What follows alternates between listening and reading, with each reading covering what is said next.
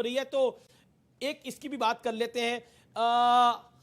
एक फिल्म आई थी हम साथ साथ हैं, लेकिन एक वेब सीरीज भी आई है जिसको फैमिली नाम दिया गया है। तो क्या आपको लगता है कि परिवारवादी फैमिली रन पार्टीज के लिए एक स्ट्रांग मैसेज है जो अजीत दादा पवार ने महाराष्ट्र में करा है? उन्हें बोला क्योंकि मैं इनके घर में पैदा नहीं हुआ इसलिए मुझे कमान नहीं दी, जबकि मैं कॉम्पिटेंट था।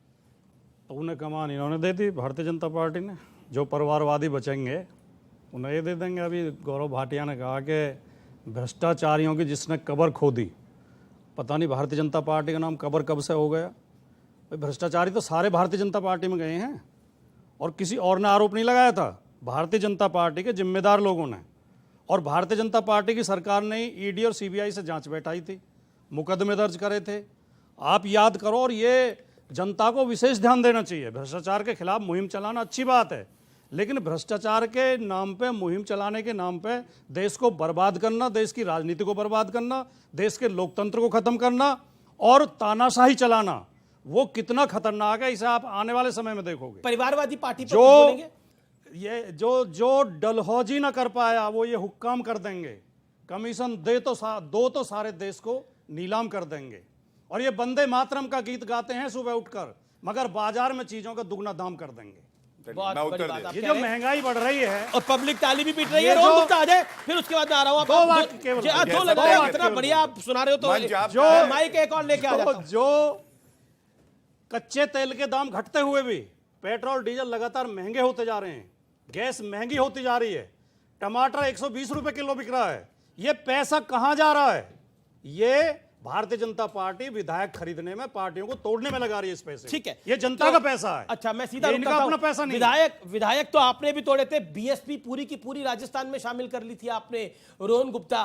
तो आप भी पैसे दे के खरीद रहे थे या वहां पे हृदय परिवर्तन हो रहा था? देखिए, यहाँ पे काफ़ी यंग साथी सब बैठे हुए हैं। मैं जब ये डिबेट होती है, एक सीरियस चीज़ हम सबको समझनी पड़ेगी। जब प्रधानमंत्री जी बोलते हैं, अच्छा बोलते हैं, अच्छे वक्ता है, जो युवा हैं उनसे जुड़ते हैं, उनकी बातें सुनते हैं। 15 अगस्त को प्रधानमंत्री जी ने पूरे देश के सामने कहा था कि मेरी जो मुहिम है भ्रष्टाचार और परिवारवाद के खिलाफ मेरी मुहिम एक चलेगी।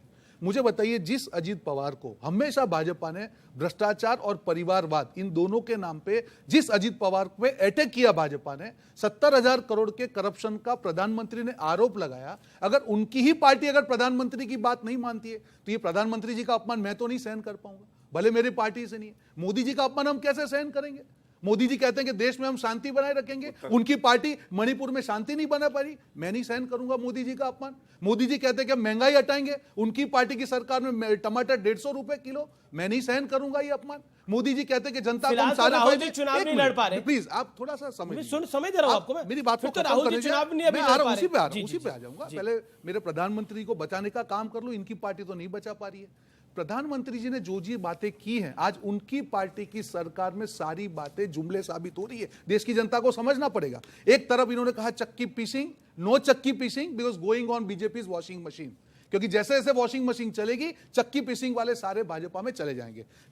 2 विकेट उखाड़ने हैं, एक एक करके उखाड़ते हैं। पहले समाजवादी पार्टी की बात करते हैं। अहंकार मत रखिए ऐसे गूगली नो बॉल नहीं फेंके, ये पता। हालत देख, एक आपकी बात को पेशेंट बेचारे हिट विकेट हुए जा रहे, हिट विकेट। ये तो पिच को खोदने वाले लोग हैं, ये क्रिकेट क्या खेल? ये लीजिए आगे चारा घोटाला वाले, कहीं चारा मिलेगा खाने के लिए? इनके पास तो कोई चारा नहीं है। चलिए एक एक करके इनके पास कोई चारा नहीं है। अंपायर को उठा लेंगे, आप लोग ये मैच थोड़ी खेलते तो अंपायर को उठा लेंगे, इनकी तो आदत है। आप मैच नहीं खेलते, अंपायर ही उठा लेते हैं। राहुल गांधी तो चुनाव नहीं लड़ पाएंगे, हाईकोर्ट ने आज भी निर्णय दे दिया है। वर्ल्ड कप की ट्रॉफी खुद ही अपने घर में छुपाने वाली जिन्होंने इमरजेंसी लगाई थी ना, वो इंदिरा गांधी ही थी। इसलिए हमें ना ज्ञान दे कि कैसे खेला जाता है मैच। आप में दम नहीं और फिर आप चिल्लाने लगते हैं भैया अंपायर मिल गया। अहंकार। 40 सेकंड सुनिए आप देखिए, सबसे पहले समाजवादी पार्टी, आपने वंशवाद की बात करी और भ्रष्टाचार, ये क्या है मैं आपको बताता हूं। इन्होंने कहा कि ऐसा नहीं है कि जो है महंगाई बढ़ गई है हमारे टाइम। अरे भैया 200 रुपए की टोटी सरकारी बंगले से चुराई इसी पार्टी ने। आप बताइए ये जनता की सेवा करेंगे?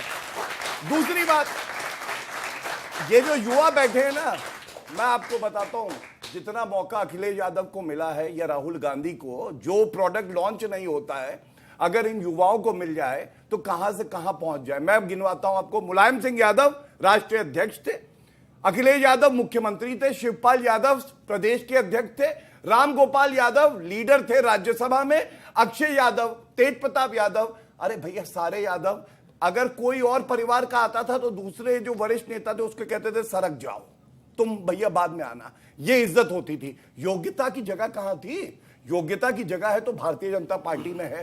नरेंद्र मोदी जी, जेपी नड्डा जी, अमित शाह जी एक परिवार से नहीं आए, उन्होंने पोस्टर लगाए, मेहनत करी, पसीना बहाया तो यहां तक पहुंचे, जनता आशीर्वाद देती है। ये फर्क मेरा काउंटर सवाल, अजीत पवार मुझे आप 10 सेकंड जरूर देंगे। अजीत पवार परिवार से आए कि नहीं आए? सुन, अब मैं बताता हाँ, हूं। जवाब। आपने जो बात कही अजीत पवार, पहली बात तो मैं एनसीपी का प्रवक्ता नहीं हूं, लेकिन मैं फिर भी एक बात कहूंगा, आप वरिष्ठ पत्रकार हैं अमीश जी, योग्यता की बात हो, अजीत पवार ने संगठन संभाला था या सुप्रिया सुले ने? मेहनत किसने करी, किसका नाम है? और अगर अजीत पवार ने कहा कि मेरी गलती यह है कि मैं उस मां की कोख से पैदा नहीं हुआ जिसको आप आगे बढ़ाना चाहते हैं, तो मैं समझता हूं फिर से बात यह आती है योग्यता किसकी ज्यादा है। देखिए मैं इतना ही कहूंगा, इन्होंने अभी कहा कि मोदी जी ने कुछ कहा, उनका अपमान हम नहीं सहेंगे। अरे भैया हम भी राहुल गांधी का अपमान नहीं सहेंगे। राहुल गांधी कहती थी टीएमसी जो है बहुत बड़ी भ्रष्टाचारी पार्टी है। अरे भैया वो बिहार में महाठगबंधन की जो बैठक हुई, टीएमसी के साथ क्यों बैठे थे? इन्होंने कहा मनीष सिसोदिया गिरफ्तारी ईडी की बहुत अच्छी है। हम भी राहुल गांधी का अपमान नहीं सहेंगे। क्यों भैया उनके साथ बैठे थे जब अरविंद केजरीवाल आए? ओके, अरे ये वो दोगले हैं। प्यार नहीं किया इनको। अभी अजीत पवार का प्यार नहीं किया। Sharp reply 30 second NCP. Gaurav Bhatia ने 2 बातें मेरी पार्टी के बारे में बोली।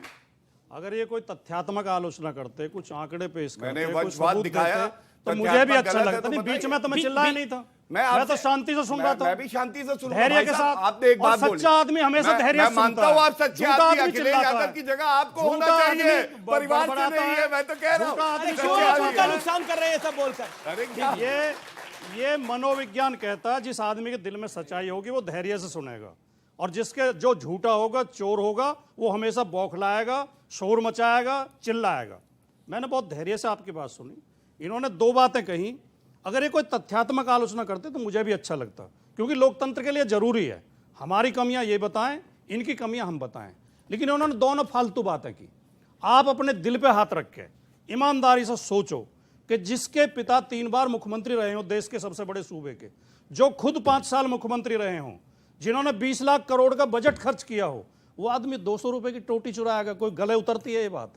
लेकिन चरित्र हनन करना इनकी पार्टी का और इनका काम है, झूठ बोलना, झूठी अफवाहें उड़ाना। दूसरी बात इन्होंने कही, समाजवादी पार्टी में योग्य लोगों की तो कोई पूछ है नहीं, वहां तो चमचे चापलूस लिए जाते हैं।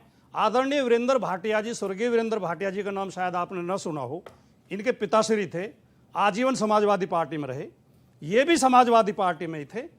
तो मैं उनके लिए तो स्वर्गीय और हमारे आदरणीय थे, कुछ नहीं कहूंगा, लेकिन इनसे ही पूछूंगा क्या चमचागिरी और चापलूसी करके ही समाजवादी पार्टी में गए थे या योग्यता के बल पे गए थे? तो इस तरह की अनलगर बातों का कोई अर्थ होता नहीं है। जो आरोप आपकी सरकार के ऊपर है, जो आप देश को बर्बाद कर रहे हैं, उसके जवाब दीजिए। आप दोनों झूठे आरोप लगाना, झूठी बातें करना, इसको कोई इस बात को फिर यही विराम देंगे। आप अपनी नहीं, विराम नहीं। देखिए व्यक्तिगत टिप्पणी पे मैं कुछ नहीं कहूंगा। अच्छा, व्यक्तिगत आप नहीं कर रहे थे जब 200 रुपए की टोटी चुरवा रहे थे?